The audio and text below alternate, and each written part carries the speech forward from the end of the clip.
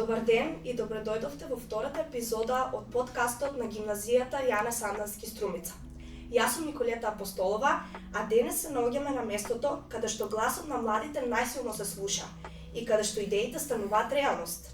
Денес ќе зборуваме за лидерството, за активизмот и за тоа како е да се биде во центарот на донесувањето одлуки.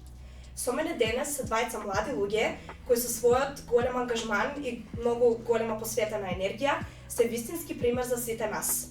Ми представува особена чест што со нас е Митко Евтимов, кој што е претседател на училишниот парламент, и Магдалена Даниловска, која што е представничка од 4-та година.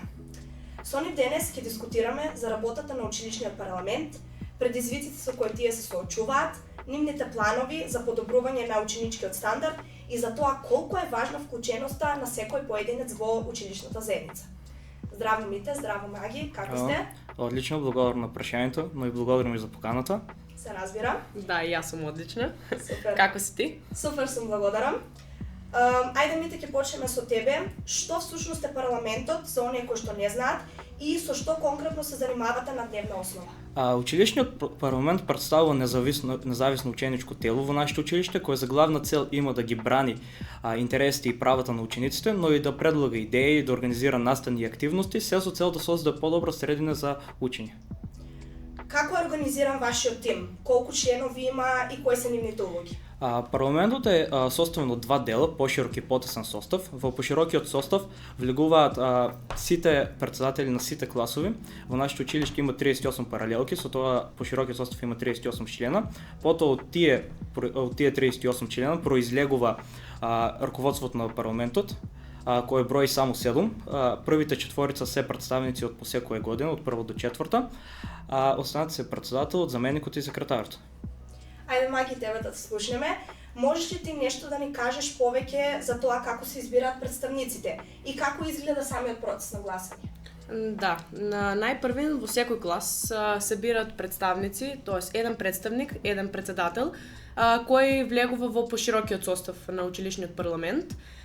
Во нашата сала за состаноци најчесто потајно гласање се одбира секој клас си бира свој представник од прва до четврта година. Секој има право да гласа само за својата година, а додека председателот, во нашиот случај Митко Евтимов, е всушност председател на нашиот парламент и тој е изгласан од страна на сите представници, а тој го назначи во својот тим, секретарот и заменикот председател. Еве некое поинтересно прашање. Дали некогаш дошло до нека кавга или до некој проблем, поголем скандал во парламентот и како успеавте вие да го решите? Во секоја конструктивна средина може да дојде до судир на различни идеи. Ние најчесто пробуваме тоа да го разрешиме со диалог, но доколку не може да се најде решение, тогаш демократски по пат на гласање. Зошто вие сметате дека е важно секој училиште да има едно вакво тело? Парламентот е многу важен, бидејќи во благодарение на него се слуша и гласот на сите ученици во тоа училиште. Ние представуваме една врска помеѓу учениците и професорите и затоа сметам дека учесниците, односно ние како ученици кои што сме учесници во парламентот, се стегнуваме со добри вештини кои подоцна во животот ќе ги искористиме. Да, целосно се согласувам и сметам дека вие сте гласот на сите млади во нашето училиште. Што добивате вие лично од вашето учество во парламентот? Кои се вашите придобивки? Придобивките се големи. Ние кога ќе излеземе од вратите на училиштето не треба да знаеме само хемија, физика и математика, треба да знаеме како да бидеме активни учесници во општествениот живот. Парламентот ни нуди одлична можност да видиме од прва рака како се носат идеи, како тие се реализираат и едноставно добиваме искуство за понатомошниот живот. Да. Бидејќи сепак нашето училиште е воспитно образовно, што значи дека и тој дел е многу битен. Маги, еве едно малце поразлично прашање. Ако имате неограничен буџет за само еден ден во нашето училиште, на што би го потрошиле? Досега го немаме размислувано тоа, доколку ние поседуваме неограничен буџет, но сметам дека нешто што е потребно нашето училиште е на кантина, И сметам дека доколку имаме еден ден можност да има кувари кои што ќе ни подготвуваат некоја храна, и сметам дека сите ќе бидат задоволни и ќе постои поголема сплотеност помеѓу учениците, затоа што тие слободни пола сат додека нели имаме слободно време да јадеме, ќе постои подобра комуникација, соработка меѓу учениците и мислам дека би било интересно да се искористат на тој начин парите. Да.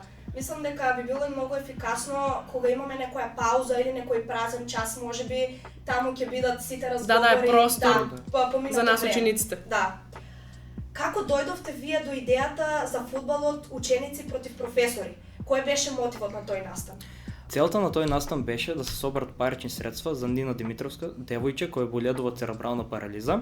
Првичната идеја беше да се соберат класични донации, но на една од нашите седници на парламентот произлезе идеја да се организира некој настан, па сега имаше различни идеи каков да биде тој настан, дали да биде поврзан со спорт, дали да биде трка, дали нешто со музика. На крај одлучивме за баш за тој фудбал професор против ученици. И настанот беше многу подржан, скоро сите ученици од нашето училиште присуствуваа и собравме имаше голема масивност. На тој настан имаше голема масивност и мислам дека во тој момент ја покажавме нашата искреност и карактер кој што учениците сепак од 18 години колку се солидарни и тука сме едни за други да си помогнеме.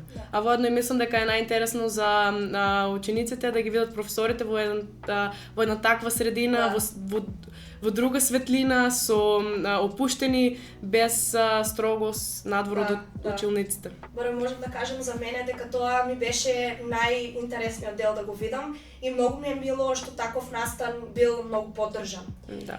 Еден друг настан е ноември, месецот на науката. Всушност тоа беше неколку настани еден по друг, па објаснете го тој процес.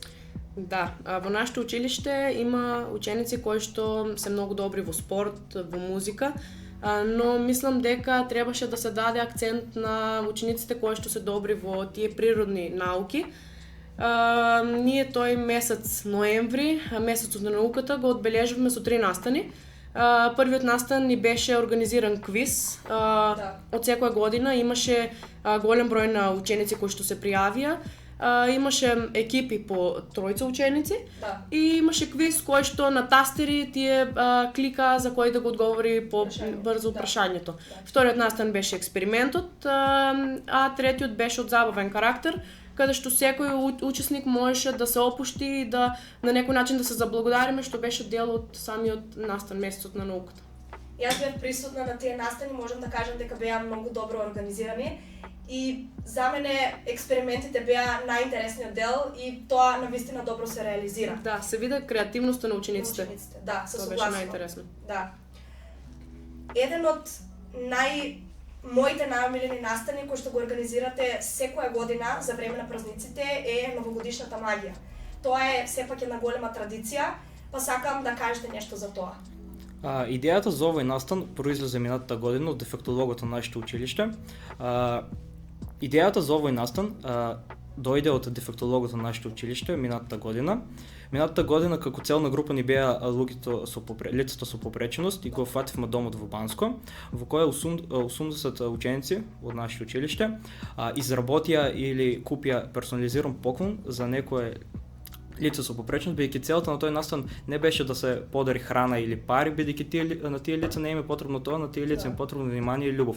Оваа година се надминавме самите себе, 170 деца учествуваа, во која ги фативме сите старички домови во Струмица и во околината. И тие настани беа исполнети со многу дружба, со многу позитивни емоции. Позитивна енергија. Каква е соработката со професорите и директорката? Мислам дека имате голема поддршка од нив. Да, тие не поддржуваат во сите наши идеи, тие многу отворено ги прифаќаат нашите иницијативи и досега не сме имали никаков проблем со нив. Да, директорката и професорите ни се како ветар во грбот и ни даваат можност за нашите идеи и нашата креативност да ја искористиме максимум. Вие сте сепак голем тим, но многу е важно да се има некој кој што ќе ве подбутне и ќе ви помогне. Да. И како за крај, која е главната цел на парламентот? Нашата главна цел е да бидеме пример за останатите. Парламентот како парламент постои низ годините, но до сега не е земал никакво активно учество. Ние не сакаме ова да заврши со нас, но верувам дека ќе продолжи, бидејќи и сега и во раководство и во поширокиот состав се вклучени ученици од сите години и тие се спремни да го превземат раководството во следните години. Благодариме што бевте дел од овој разговор со представниците на училишниот парламент. Тоа се ученици кои активно го градат гласот на младите во нашата гимназија. Благодарам Мите, благодарам Маги. Ти благодарим и на тебе. Се надевам дека ви беше интересно, а воедно инспиративно. И како за крај би сакала да се заблагодарам до Радио Марија за големата поддршка и соработка. Се слушаме во следната епизода.